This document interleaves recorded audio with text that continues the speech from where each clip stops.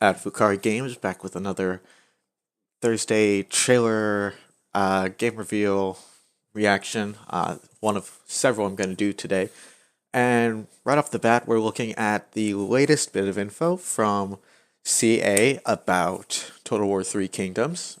This specifically is a little tidbit of information about the terrifying Dong Zhuo, who is the final legendary lord that will be available to everyone regardless of DLC purchases, and he's an interesting character who you can only unlock by defeating him, which I like a lot, and it feels like a callback to, I want to say, Medieval Total War 2, when you could only unlock a faction on your first playthrough by defeating that faction.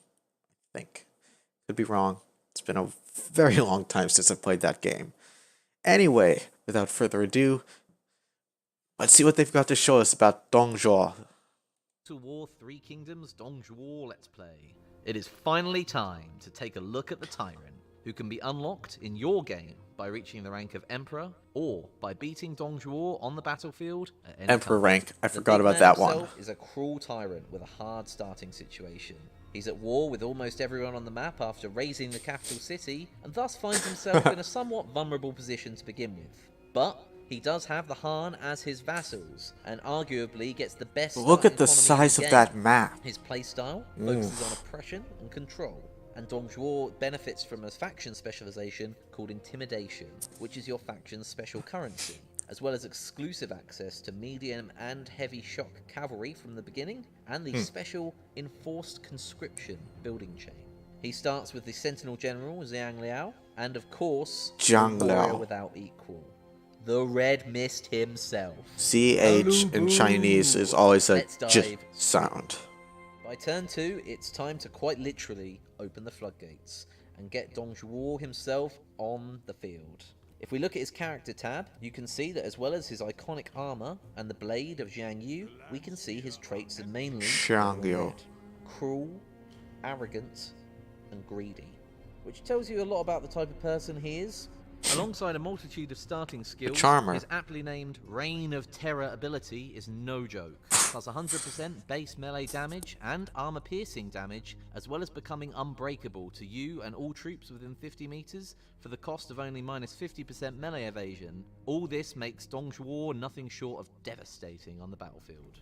Quickly looking at the court panel, Dong Min is our serving faction heir, with Lu Bu as our Grand Commandant. We have a lot of starting characters available to us, because with Dong Zhuo, there are a number of more advanced mechanics accessible to him from turn 1. It's springtime of 191 AD, and although the coalition has failed in an attempt to bring me down, my enemies are regrouping. My next steps will be simple. I will rush my nearest foe before he can build up to become a major threat. That enemy is Yuan Shu to my southeast, one of the original members of the coalition against me. But success will heavily depend on me being able to force a few diplomatic agreements to make it happen. Let's join Dong Zhuo, who is about to descend upon Hangzhong City. This move is more than just a random act of violence. Tyrants rule by fear, and that fearsome reputation requires a certain amount of upkeep. Just underneath the court panel in the top left of the screen, you can see a clenched fist alongside a 3-tier red bar. This bar represents our intimidation, and its level in points from 0 to 100. Dong Zhuo's faction lives and dies by this currency. It is a literal measure of the fear people have for me. This currency must be managed, as it automatically decreases little by little every turn, depending on which tier you're in. Acts of aggression or evil, such as razing a settlement to the ground, brutally killing one of my own court members in front of the rest, annexing a Han settlement by force, or just by winning battles, all raise my intimidation. Whereas using a coerce action to force diplomatic success, promoting someone, losing a battle, or losing a settlement all lower my intimidation. Every action I make needs to consider this intimidation level if I'm to keep my iron grip on my empire. So, while my intimidation level is strong, I'm going to flex on my vassals. Making a coerce move in diplomacy uses up exactly 30 points from my intimidation bar. Coercion can be used to force just about any political action, Here, I have demanded that the Han put 6.5k cash and a lucrative trade deal on the bargaining table. But why offer them anything of worth for it when I can simply coerce them into handing it over? I need to make a fast, high-impact assault early in the campaign here to harness my advantage, and that takes money. By the summer of 191 AD, Hanzhong is looking ripe for the taking, which will earn me a solid 10 points of intimidation. I want to make one more coerce move before launching the attack, but I can't afford to go into the lowest tier of intimidation and suffering the associated penalties. I'm on 49 currently, and I need to get to just under 60. So I think I need to make an example of someone. Someone surplus to requirements.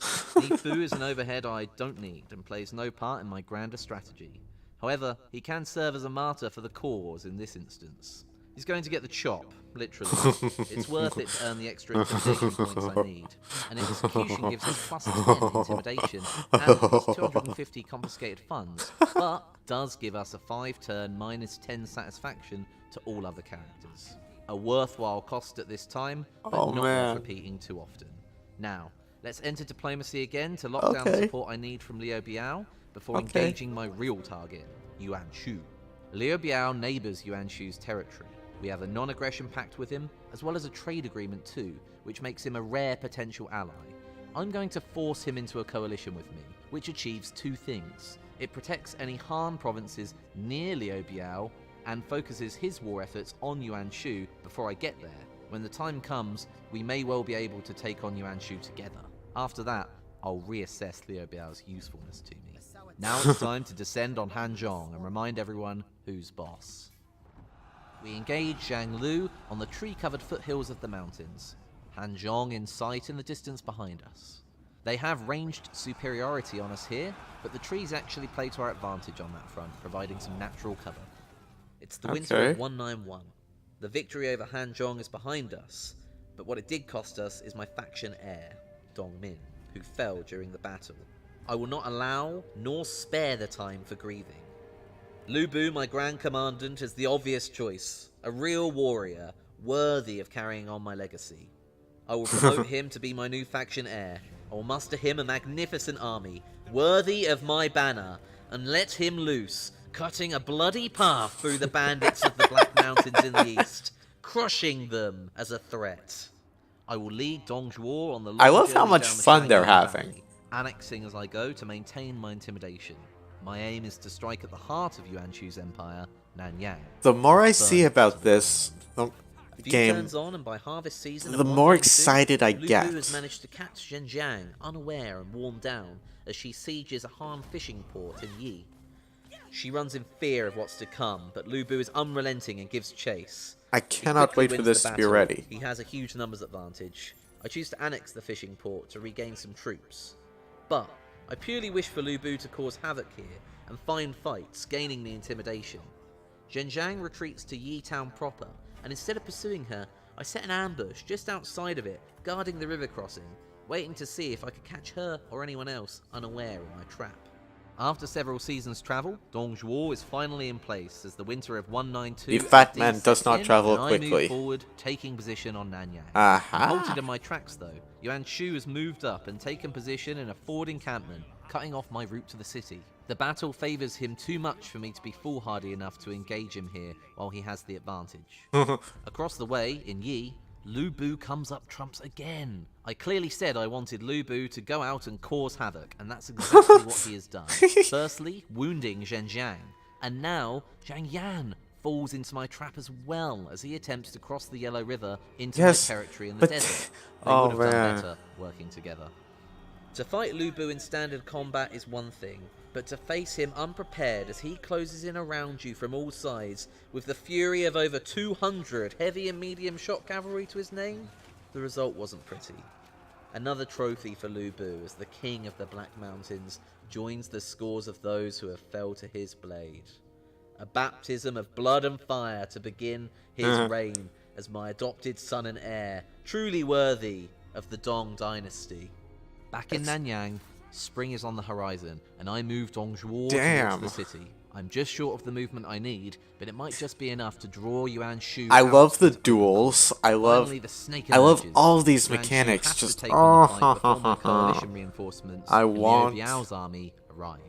I want The this battle is game. truly close, but yet CA, again, my shocked please. cavalry I owe this victory. Please, please, please, please, Combining clever use please. of guerrilla deployment with good Oh. flanking enabled them to cause maximum disruption to the Oh. enemy's copious ranged backlines. Oh, look Yuan at Shu this. survives the battle, but is undoubtedly about to lose the war. Next turn, supported This is by amazing. Liao Biao's forces, This is close just. in on Nanyang Oh. and deliver the killing blow. That treacherous cur Yuan Shu is delivered to me after the battle, and as a man of my word, I execute him without hesitation. Burn Nanyang to ashes. It can serve as a symbol, not far from the embers of Liu Yang. The first part of my conquest is complete. And Okay. what would you know? Dao Chan and I are to be married. It seems Here's like a point of everything's coming up curiosity. Dong's War. With Thanks very much for watching. Okay, that was fun. I love these. Even though I wish they would show more.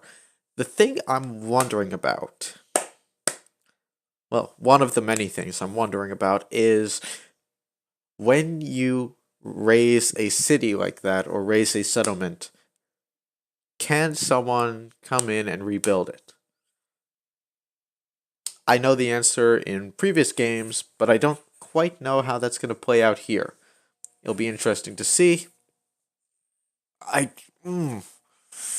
don't know if I actually ever plan on playing as Zhou. I'm still pretty set on starting out as Cao Cao, because the man's a legend. Legendary Cao Cao, the puppet master. But that's just me. Curious to know, where do you guys stand? Are you as excited for getting your hands on Total War 3 Kingdoms as I am? Let me know in the comment section down below. If you enjoyed this video, hit that like button, and consider subscribing if you haven't already. I'm Z, this has been Vucari-gaming, and I'll see you guys in the next one. Till then, take care everybody.